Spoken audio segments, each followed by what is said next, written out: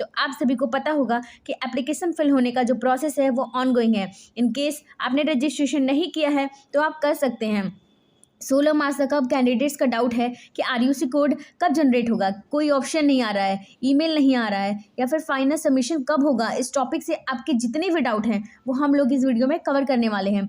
ठीक है, I hope आपको ये चीज़ समझ आ गई होगी कि हमारा जो डिस्कशन है वो किस टॉपिक पर रहने वाला है। और बाकी आपको इसके अकॉर्डिंग कोई और डाउट रहता है, कोई भी आपका पर्सनल डाउट रहता है, एग्ज़ाम सेंटर से रिलेटेड है या रजिस्ट्रेशन से है, मोड ऑफ पेपर से है, तो आप हमें कमेंट में बता सकते हो। क्योंकि कुछ कैंडिडेट्स का डाउट था कि मेरी कैटेगरी पिछले साल सपोज ये थी, इस साल मुझे चेंज करनी है, मैं पिछले साल ऑलरेडी रजिस्टर कर चुका हूँ लेकिन अब मैं रजिस्ट्रेशन नहीं कर पा रहा हूँ। ठीक है ना, तो कैसे एडिट होगा, ये सब कुछ भी अगर डाउट है ना तो आप मुझे बता सकते हो कमेंट में लिख के। एक चीज़ आप यहाँ समझ लो कि लास्ट ईयर अगर आपने बेसिक रजिस्ट्रेशन किया हुआ है तो इस साल आपकी फिर से रजिस्ट्रेशन करने की कोई ज़रूरत नहीं है, क्योंकि बहुत सारे कैंडिडेट्स ने ये मैसेज करके हमें रजिस्ट्रेशन करने की कोशिश कर रहे हैं।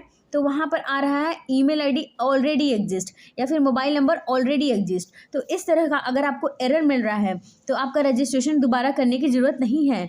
सिर्फ बेसिक रजिस्ट्रेशन की बात कर रहा हूँ, आपको जो बेसिक रजिस्ट्रेशन है वो पुराना वाला ही चल जाएगा।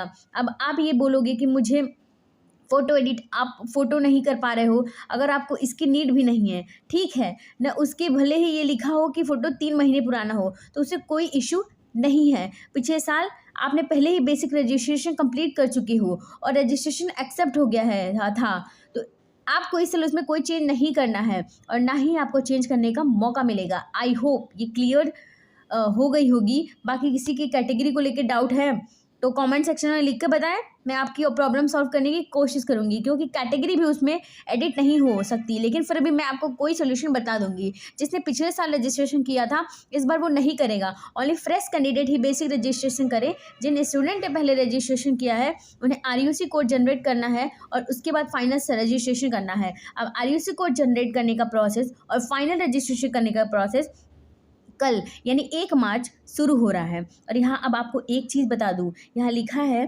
Schedule for UG courses basic registration की जो डेट है 15 फेब से 16 मार्च 2023 है। तो ये बात है कि ऐसा ही है कि आज जो 28 फेब है और यहाँ लिखा है कि 1 मार्च से आरयूसी कोड का जनरेशन और फाइनल सबमिशन का डेट चालू हो जाएगा। तो इसका मतलब ये नहीं है कि बेसिक रजिस्ट्रेशन क्लोज हो रहा है। समझ आ गई बात? बेसिक रजिस्ट्रेशन अभी क्लोज नहीं होगा, बेसिक रजिस्ट्रेशन का प्रोसेस 16 मार्च तक चलता रहेगा, उसके लिए आपको चिंता करने की ज़रूरत नहीं है। लेकिन ये है कि जिसने बेसिक रजिस्ट्रेशन अभी कर लिया है वो कल से अपना आरयूसी कोड जनरेट कर पाएगा, साथ ही उसका तुरंत बाद आप फाइनल रजिस्ट्रेशन भी कर पाओगे। और उस पर मैं कंप्लीट वीडियो बनाऊंगी कि आरयूसी कोड कैसे जनरेट करना है, फाइनल रजिस्ट्रेशन कैसे करना है। जब तक आप एक ही पॉइंट क्लियरली ना समझ जाओ प्लीज़ अपना फाइनल रजिस्ट्रेशन मत करना, ठीक है? क्योंकि मैं उसमें पेमेंट से रिलेटेड भी बताना वाली हूँ, तो वीडियो प्लीज़ आप अच्छे से देख लेना, क्योंकि पेमेंट का इतना ज़्यादा इशू आएगा ना। अभी आपको फिर आप बोलोगे कि उसमें होता ये है कि पेमेंट डेबिट हो जाती है, उसके बाद ना तो आपको ट्रांजैक्शन सक्सेसफुल होता है और उसके बाद ये होता है कि पेमेंट आपके अकाउंट से कट चुकी होती है। उसके बाद ना तो पेमेंट आपको वापस मिलेगी ना फिर वहाँ पेमेंट सक्सेसफुल नहीं शो करेगा। तो इन सभी एरर से बचने के लिए मेरी एडवाइस को सीरियसली ले लेना। जो चीज़ें मैं आपको कल बताऊँगी कि फाइनल रजिस्ट्रेशन कैसे करनी होगा, आरयूसी कोड कैसे जनरेट होता है, ठीक है। अब यहाँ कुछ कैंडिडेट्स का डाउट है कि क्या हम बीएससी नर्सिंग और पैरामेडिकल दोनों के लिए अप्लाई कर सकते हैं। तो देखो, लास्ट ईयर भी ये अलग अलग टाइम पर हुआ था, इस बार जो टेंटेटिव डेट है वो एक टाइम पर दिया है, लेकिन वो ऐसा नहीं होगा, वो अलग बात है, डेट पर ही एग्ज़ाम होगा। तो आप दे सकते हो बीएससी पैरामेडिकल और बीएससी नर्सिंग दोनों का एग्ज़ाम दे सकते हो साथ में। उसके लिए आपको बेसिक रजिस्ट्रेशन एक ही बार करनी है, पेमेंट दोनों का अलग अलग लगेगा।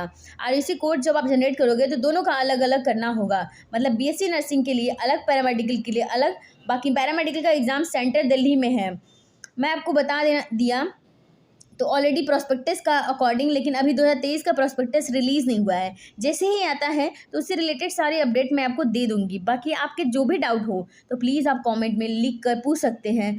तो ये जानकारी आपको देनी थी। तो कल से आपका आरयूसी कोड जनरेट करने का ऑप्शन स्टार्ट हो जाएगा। क्लियर हो गई इतनी बात?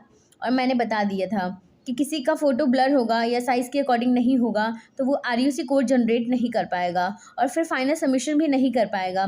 क्लियर है? आई होप आपको ये इन्फॉर्मेशन अच्छे से समझ आ गई हो। ऐसे और वीडियोज़ पाने के लिए चैनल को सब्सक्राइब कर दीजिए। Thank you.